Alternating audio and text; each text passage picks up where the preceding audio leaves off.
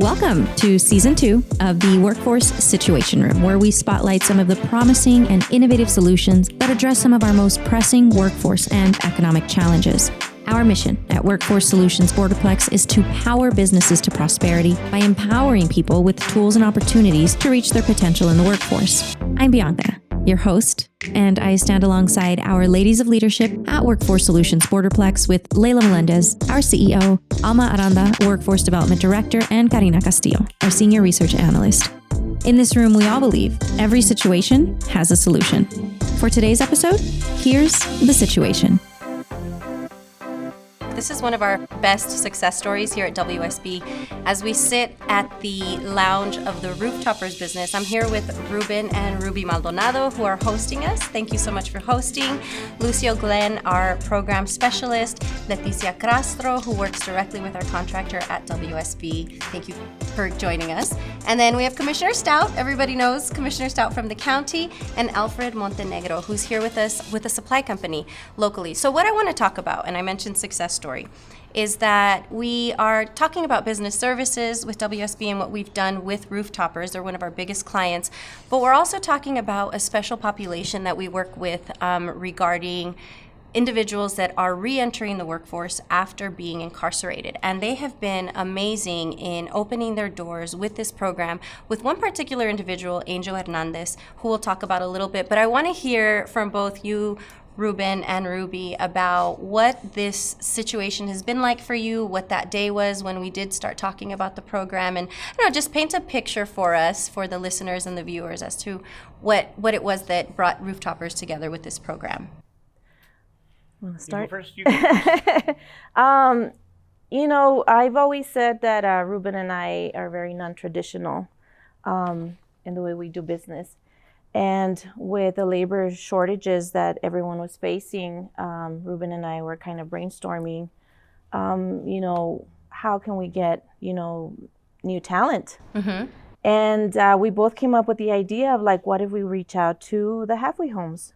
And then I said, well, maybe Workforce, has something in place, or if not, maybe they can help us out. And fortunately, when we reached out to Workforce, there was already something in the works. Yes. And, they got to work on it right away. The process was really quick. And, they got us together with the county and some of the probation officers, and it was kind of like a screening process. They had to kind of see which candidates were, a fit for us. And, we went from there. Like I said, the process was really, really fast. And, a couple of weeks later, we had, some of the candidates coming in here for interviews and, just a presentation. And what was it like for you, Ruben? What was that day? Tell us a little bit. It was very good. I felt happy of bringing on board people that have been incarcerated, and I believe they deserve an opportunity. People make mistakes, and I'm a true believer, and I was really happy to bring them on board, screen them, talk to them, get to meet them. It was very exciting to meet them. I mean, people make mistakes, and I think they deserve an opportunity. I agree 100%. And so Lucio was also part of this program and part of this collaboration. Tell us, Lucio, you've been working with that population for years with Workforce Solutions. Give us a little bit of insight from your perspective on what went on with that collaboration.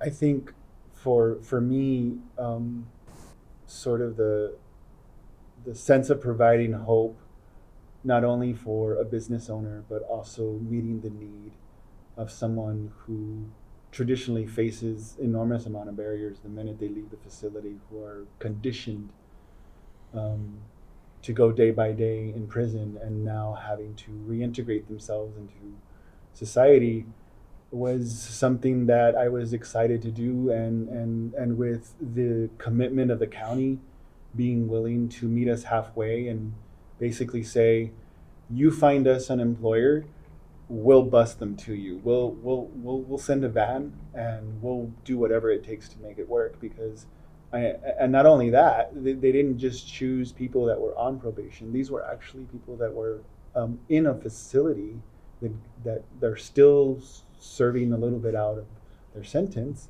but they have the ability to get work release. They have the ability to start to get their lives together.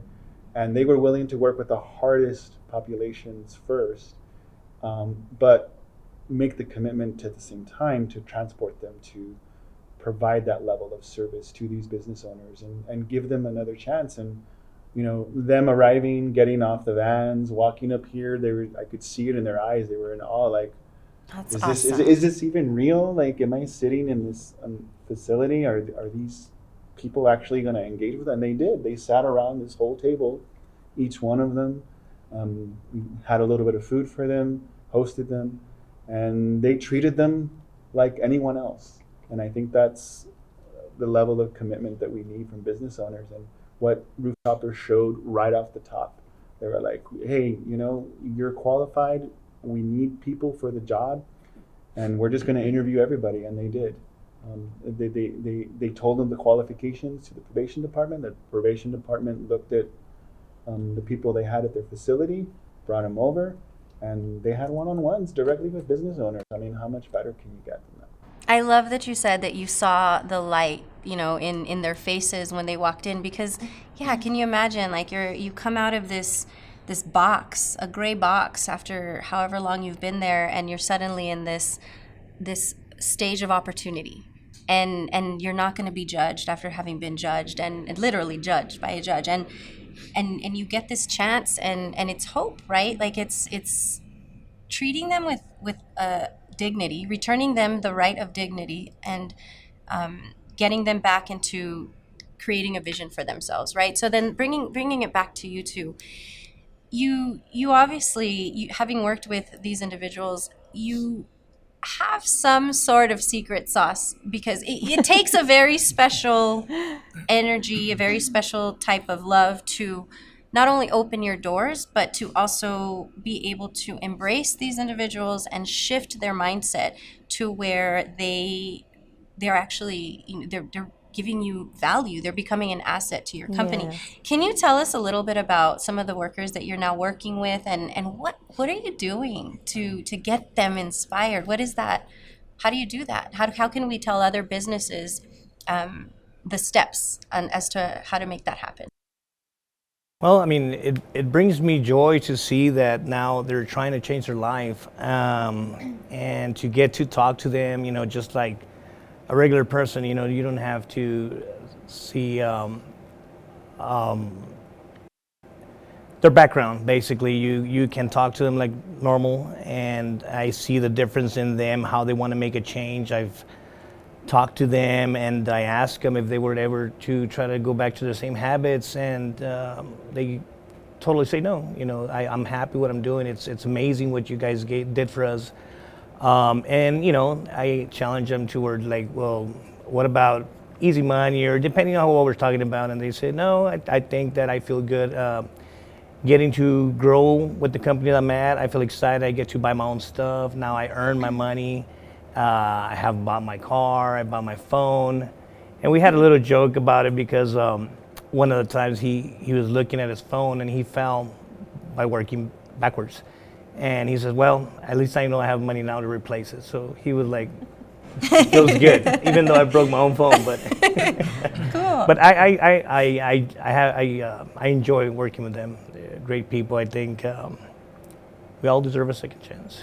And for us, it's we always try to create this family kind of oriented atmosphere. Okay. Ruben and I could have gone totally corporate a long time ago, and just kind of let everybody else handle the dailies of the business. But we chose to stay because we love being here. We like engaging with our employees.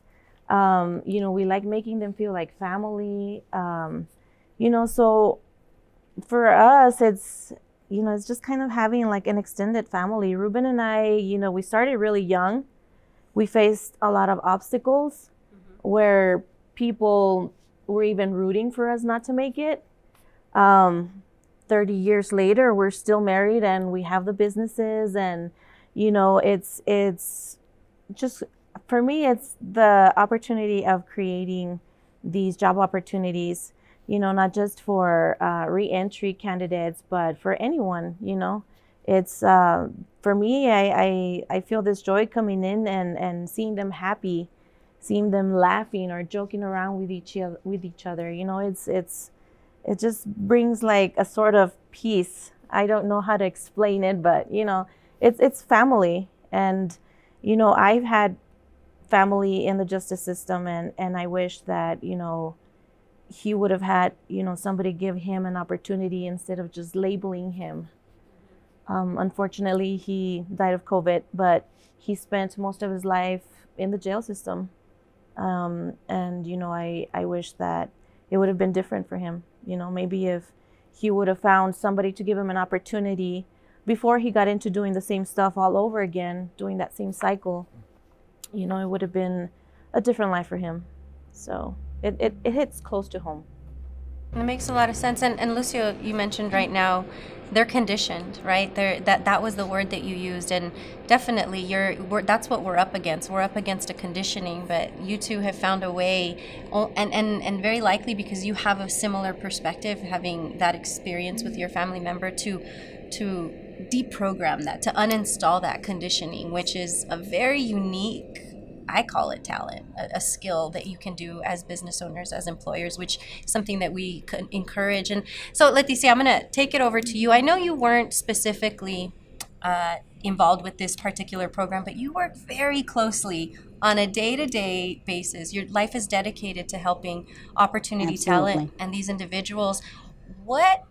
Tell us what you see. You're very protective, you're very loving of our customers. Tell us what you see. And I thank employers such as yourselves for giving them an opportunity. I have job seekers who come in and say, you know what? I paid my dues. I did the time, but they won't forgive us. They don't give us a chance or an opportunity for a job, and they get discouraged. I even had a job seeker who told me, you know what? I'm just going to go back there and do what I do best so that I can get inside, because at least I can get 3 square meals. So it takes a lot of talking to them, counseling them, come down, listen, this is what we're going to do. I'm going to give you some referrals. Let me call an employer that I know, you know, easing it for them because they have it really rough. I have a job seeker who came in one time and we were talking about a business, and I said, okay, so what are you going to do when you talk to them? You know, how is it going to go? So I'm going to tell them my experience and such and such. And I told him, are you going to let them know that you have a criminal background? He said, no, I'm embarrassed. And I said, you know, I know it's embarrassing for you, but let them know. It's the first step of being honest, letting your employers know where you stand, how you've learned from this experience, and that you want to go forward. So that same day, we had a job fair at the workforce.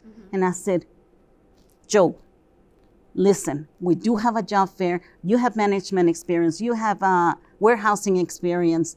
Talk to them. But start off, tell them, you know, what you did, what your background is.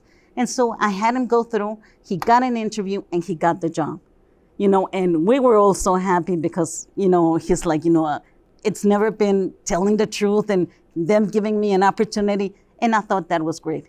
It's not the same case every time, but we do have our success stories, and it's a battle. That is a beautiful success story. Yes. Thank you for sharing. Lucio, you working in that program, you're working with the county judges and with a lot of other municipalities, agencies.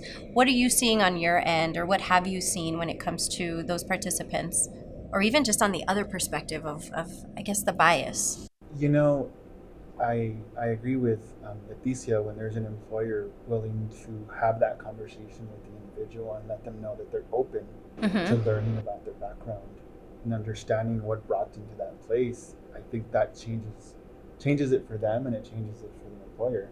But I think for me, what's important is the level of commitment that agencies are willing to go at this point, because with the shortage in labor workforce, they're now seeing a certain level of commitment from these second chance individuals from this population, because it's an opportunity for them to really demonstrate that they have the skill sets and that they were given another opportunity to do that in a different environment.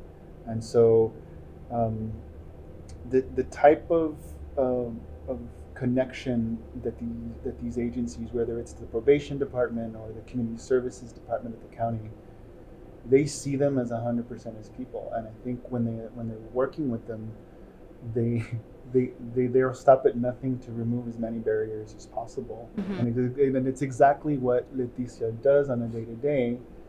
They develop them in all aspects, whether it's removing a barrier or teaching them what to say, what not to say, where's the best place to get your transportation, whether employers are willing to talk to you. Yeah. And so really that level of coaching and making them feel like there's a sense of compassion. I think right now there's a sense of compassion and commitment from these agencies because they've seen that this is, again, our MTUP talent. This is the people who, she said it best, they had previous management warehouse experience and they made one mistake and that's it. They're being judged for the rest of their lives. And so that conversation that these agencies are having with them is a very honest conversation about normalizing it. They're normalizing the fact that people can make mistakes and move forward. People can now learn from it, and employers are also willing to forgive, or employers are willing to open their hearts to seeing the value that they're adding. They're adding value because why? We have people like Leticia, people like the county putting those resources in place and saying, we got a workforce for you. You just have to be willing to open yourself up. I sense a pattern, a trend here with Rooftoppers, with your programming, with what you're talking about, and these are economic development metrics that we really don't talk about often, which is compassion, dignity, treating people like humans, and the idea of a second chance. So going into economic development, typically we look at supply, demand, we look at those types of things, right, Commissioner? And what do you see as other resources that can contribute to these unlikely metrics and some other things that will help business expansion for businesses like Rooftoppers or anyone else that might be interested in supporting these populations? I think that we have a lot of opportunity to continue to support businesses that are supporting us in some of the goals that we have, right? And I think it's a two-way street, and we can work on that. The county has lots of economic development resources. We have what we call Chapter 381 incentive agreements, where a company that is going to either set up shop here or is going to expand or is looking to retain workforce or expand their workforce, they can tap into those incentives. Basically, that means that if they're awarded an incentive, they get a break on their property taxes and possibly other types of fees and taxes that they pay to the cities and counties in the area. And so that's a very important economic resource that we have with counties, and I think that we've been having conversations about being very strategic with the use of those incentives, and I think this is one of those strategic ways that we can, right? Because the county is very involved in economic development, but we are also involved in the justice system, right? 70% of the county's budget is spent on the courts and on the sheriff's department in the jail, right? And so we're heavily involved in that. And of course, we want to be good stewards of taxpayer dollars, and so we try to look for efficiencies and ways to keep costs low. And one of the best ways to keep costs low is to have less people in the jail. Who would have thought, right? Right. I mean, apart from the humanistic side and the humanitarian side, right? I mean, I think that we have to remember that these are people; they're not numbers, and they have lives, and they're valuable, and they have values as well, right? But it's great to be able to try to save taxpayers money by working on programs that also help societal issues and societal barriers, knock down societal barriers for folks that are coming out of incarceration to gain employment again and to become, the saying is cliche, but become productive member of society again. And I think it's great that we were able to embark upon this journey a couple of years ago. Back in 2016, the Commissioners Court decided to start doing this because we said we need to be smart on crime, not tough on crime. Before it was just, somebody commits crime, you throw them in jail as long as you possibly can, you throw away the key, and if they get the chance to get out of jail, you just forget about what happened to them, and that's when you see high levels of recidivism. And by investing in these types of programs, it not only helps us keep people out of jail, but you get to help these amazing individuals like Angel get back on their feet and be successful and have a great life. People make mistakes. They should have an opportunity to come back at life with their pockets full of whatever they need, right? And I think that's it's great to see businesses like the Maldonado's business working with us to help these folks. And I think the pandemic really has underscored a lot of actions that the Commissioners Court has taken. And when it comes to this, trying to work on this, I think it's something that's going to be more successful going into the future because of the pandemic and because of the labor shortages. There's need for folks to come work, and so hopefully that will be the impetus for more companies like yours to open up their doors to these individuals that fell on difficult times. They've paid their penance, and now we need to make sure that they're supported. I mean, we can't just throw them out on the street and expect them to find a job on their own, to find education on their own, to so a lot of folks deal with mental health and substance abuse disorders. They're homeless right after they get out of jail, and we need to continue to support them as they re-enter society. And it's this like is such a great partnership.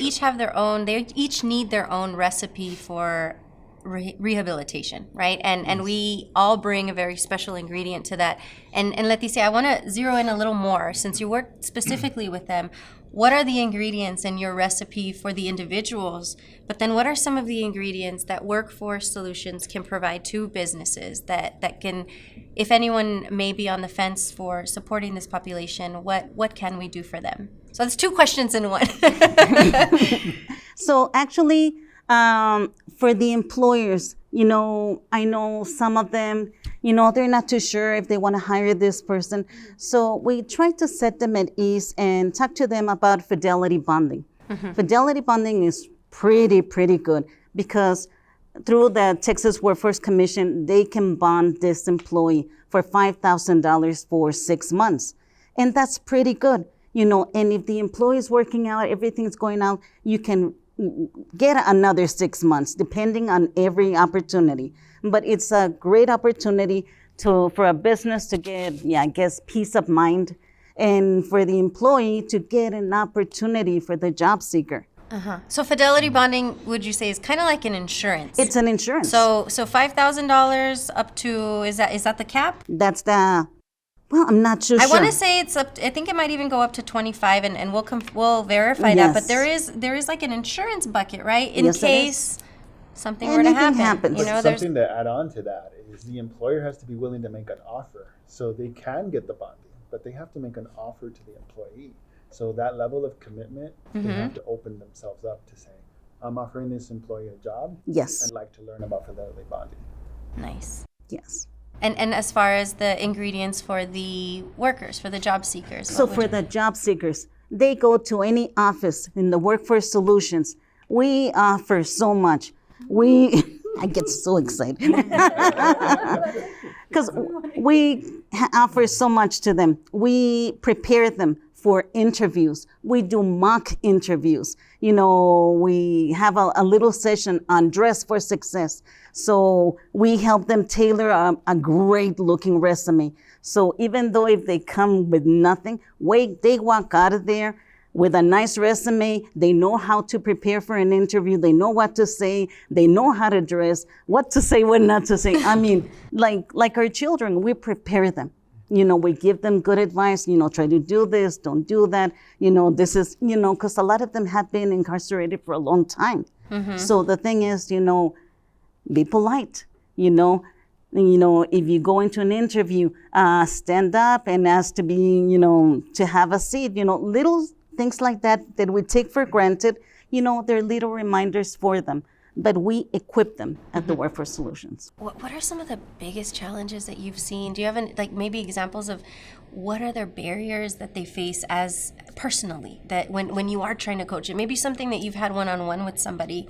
What are some memorable obstacles that you've helped them overcome that maybe have brought you to? Well, the mental illness is a problem. I mean, because this is something that it has gotten them in trouble before, and if they don't get the right help for that, possibly it's something that can continue, you know. So it's something difficult. Plus, they have barriers like transportation. They need transportation. A lot of them don't. And one of the biggest thing is that they walk out and they don't have an ID, a driver's license and identification card. So basic, because you cannot get a job without this. But Lucy and I were at a meeting this morning With the county. And the county can help them get an ID for free. Wow. Within the first 90 days. And those are such basic, easy tweaks. And it was an intentional commitment on behalf of our leadership. Leila Melendez, she met with Beatriz at the county and said, what do you need from us that will make it easier? And so she made commitment of funding directly to the county and telling them, okay, here you go. And then just let us know how it's working out. And so just really doing these kinds of projects and pilots to say something as basic as an identification should not be a barrier for you being able to get any kind of benefits. So that's the level of intentional type of strategic planning that we're doing with the county. Just the basics, right? I remember we spoke to some women in Otero County Prison, and that the basic stuff of coming out, the minute that you step out, you have a piece of gum, maybe a key from an apartment that you no longer lease, and maybe $5, you know, or a check. Not even $5, it's a check, right? Because you don't have the cash. They can't even cash that check. It's just the very basics. They need a ride, they need an ID, and they need a little starter kit and something like that. So as we continue to evolve economic development and participate in these types of programs that help when it comes to the fusion of employers, you need resources, right, to help to keep that wheel spinning, to be philanthropic and to continue helping these populations.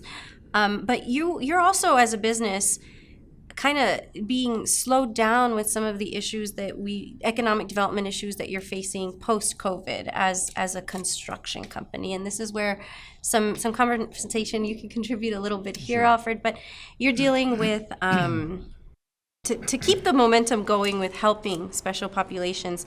We want to help address some of the issues with the worker shortages, right? That's obviously something that we're dealing with, where we're dealing with a ton of jobs that were delayed during COVID that are now suddenly having to be dealt with, and here we are with the worker shortage and supply issues and inflation and costs and stuff like that. Can you weigh in a little bit on maybe some of the specifics that you're dealing with as a construction company or as a roofing company? Well, and just to kind of clarify, Rooftoppers isn't just Rooftoppers. Rooftoppers is FabTech, Rooftoppers, and Disposal. Rapid Disposal, and 3 companies in one. They're all solutions within each other, so they manufacture their supplies and then dispose of it. It's like a trifecta, right? Like they're and they're rock stars at the same time. So, but more than one way. What And was we it that you said, Ruben? We talk trash too. That's what our containers say. You said that you make the metal, she plays the metal. No, she sings metal and I make metal. Yeah. I fabricate metal. So tell us a little bit of some of the stuff that you all deal with that are kind of making giving stagnance to that progress with expanding as in economic development. I'm gonna take it a little bit back, just because on the giving these opportunities to these individuals. Me and Ruby are fighters in a good way. As business owners, Love our fighters. we don't take no for an answer. I turn a no to an opportunity. And one of the things that we're facing with this is background checks. Background checks on government work, schools, districts. We need support. And how can we get these individuals that special permission? They've done their time. I understand there's consequences depending on the convictions, but a lot of these are just because, drugs and they've done the time, but they've gone through their probation and their rehab. And we're asking for that support to how we can make that a full circle and help these individuals have a clean, not a clean background, but at least permission to work on these government projects.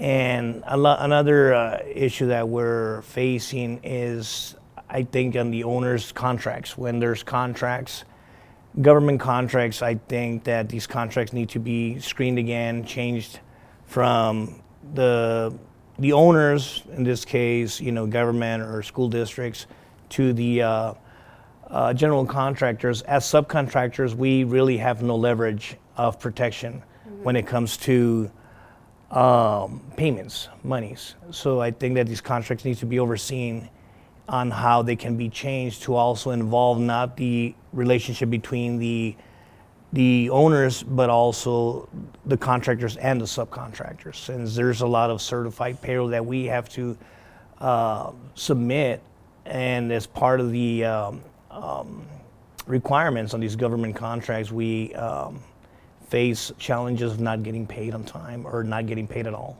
Which prevents you from being able to Prevents take care of your us, employees? yes, Yeah. which Okay. prevents us from continuing to grow and to bring these three businesses together. So I think it's something that we need to look at very closely, where it protects not only the two sides, but makes it a three-way street.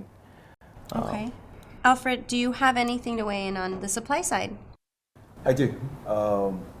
The conversation we're having here in this panel, it's very interesting. I mean, the challenges that we're going through in the construction, roofing and construction, is challenging for Rooftoppers due to the process that labor shortage and then material. You can have the labor and then a shortage of material, or you have material shortage and labor. Well, right now, with the pandemic that took place, we're still going through the struggle, and it's affecting, obviously, Rooftoppers and other contractors here in town. And that's going to be a challenge. Now, from there, where do we go as far as, fixing some of the issues? Talking to Rooftoppers as well, and then talking above the Rooftoppers, a subcontractor, going to the general contractor, explaining to them, hey, this is what's going on. This is the product that we have. We have a substitute product that we could fill in, and it's the same product, different day, different color, but it works the same. Okay. And that's the issue that we have. So this product, this like magic product. I want to hear a little more about it, because there's a story that Ruben set the product to test it and jumped on top of it to make sure that it was a sturdy, good product. What is it? It's a structural deck that I came up with and I designed. It's basically trying to help the production side, where it's metal roof panel fabricated by us. It's insulated, and it gives a temporary water tightness from 95 to 100% temporarily. Meanwhile, the rest of the roofing materials come in. And we're excited that, we're always thinking inside and outside of the box on how to help this construction world in El Paso. And we're here. We're excited to bring it out, but it's a good system. I'm excited to share once we patent it and bring it out there. It's going to help the construction side a lot. And what Alfred was saying, I think the value engineering about the products needs to be heard a little bit more from the construction side, from the architects, designers, or the owners, to give an opportunity to these products that are coming out new. Because of course everybody's using normal to the same tradition type roofing systems and so forth. And knowing that there's a shortage on products right now, I think this would be a good opportunity for Rooftoppers and Fabtech to bring it out. Yeah, that sounds like an awesome solution. Sure. As far as the manufacturing of it, is there like a shorter time frame too? Oh, sure. And actually what we're trying to do is not only a shorter time frame, lead times, but also saving money. There's a budget that's going to be saving. So there's a lot of factors that they can save in this type of system. It's you don't have to use suspended ceilings. You're going to not use B-deck. Mm-hmm. The building would be already insulated and temporary watertight. So there's a lot of pluses to this panel, and I think it's should open a lot of these architects' way of seeing new products coming into the El Paso market and give an opportunity. It sounds like a perfect opportunity for opportunity talent to help you build. Sure. Yes. Absolutely. Wow. And also not even just opportunity talent, but women in construction. Sure. That is an initiative that we started really pushing at Workforce Solutions with the whole equity initiative that we have, and that's to bring more women into male-dominated industries. So we've got special populations. We've got a whole ton of girls. Today I heard there are more women in El Paso than there are men, which explains a lot of things for me. But yeah, we've got a team for you.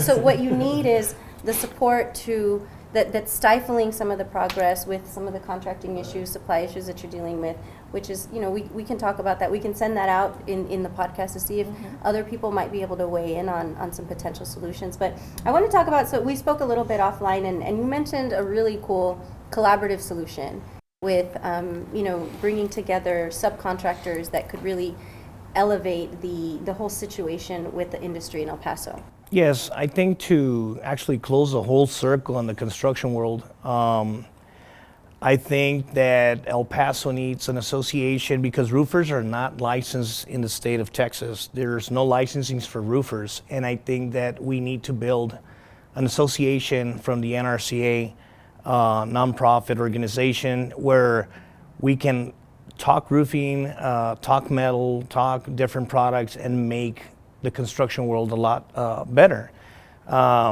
We get a lot of these fly-by-nights. I think that, there's really no solution for that. I mean, I understand people want to make a living, but, I think there's a lot of opportunity, not just for roofing, but for manufacturing, insurance companies, construction, to join this association, because we can help El Paso, City of El Paso, code enforcements to monitor and be the police on the roofing side and how to make roofing and construction better. Mm-hmm. And what I would like to ask is, how can we involve the City of El Paso to help them, because we pay high dollars on insurances for coverages on general liabilities and workman's comps and so forth. And by bringing in this association, I think like I said, we can bring manufacturings, different products, and open the inspectors and the architects' ways of seeing things, of new products that are out there that are available but didn't have an opportunity to be bid or put on the spec. So by doing that, I think the City of El Paso would be important to join this association, how we can bring building services into this association and enforce it to all these roofers and all these suppliers to be part of the membership, so that we can control more and police all these fly-by-nights or problems that exist when not installing good products out there. That it basically gives a bad name to the product if the product is good. So I think it's important that we can help and support the City of El Paso inspectors by opening up this NRCA association here in the West Texas area. And we're shouting out City of El Paso if they're listening. But economic development is a collaborative work of everybody involved, whether it's people working directly with participants, people, employers, county, companies, it all comes together. And so it's going to take a lot of collaboration with a lot of partners to make these types of things possible. But construction is one of our target industries at Workforce Solutions, where we support the Department of Labor funding, federal funding, state funding, the growth of that industry. So I hope that with that collaboration, we can all come together as a community to make these things happen, to bring your patent to life, to have more women in construction, and to continue supporting these individuals. So I don't know, does anyone else have anything else that they'd like to add as far as helping the special populations? Just thank you to everybody who's opening up their heart, Yes, their minds, thank you. and for just doing that. I think that in itself sets the groundwork for some really important work. Yeah, I agree. Well, thank you all so much. I think this was a really good flow of conversation, so I appreciate everybody's participation. And if you want to catch the entire episode, the entire conversation, you can head over to our podcast, Workforce Situation Room. We're on Apple Podcasts, we're on Spotify, or you can just go to Buzzsprout and search for us there. But until next time, thank you so much for watching. We're eager to hear your feedback. Find us on Twitter and LinkedIn and let it out. We don't always have a choice in the situations we face, but you do have a choice in subscribing to solutions. Join the Workforce Situation Room on your favorite podcast platform and hit subscribe, where you'll find a solution to every situation. The best way to serve the community is to get real and understand the pulse of the Borderplex. Till next month, thanks for listening.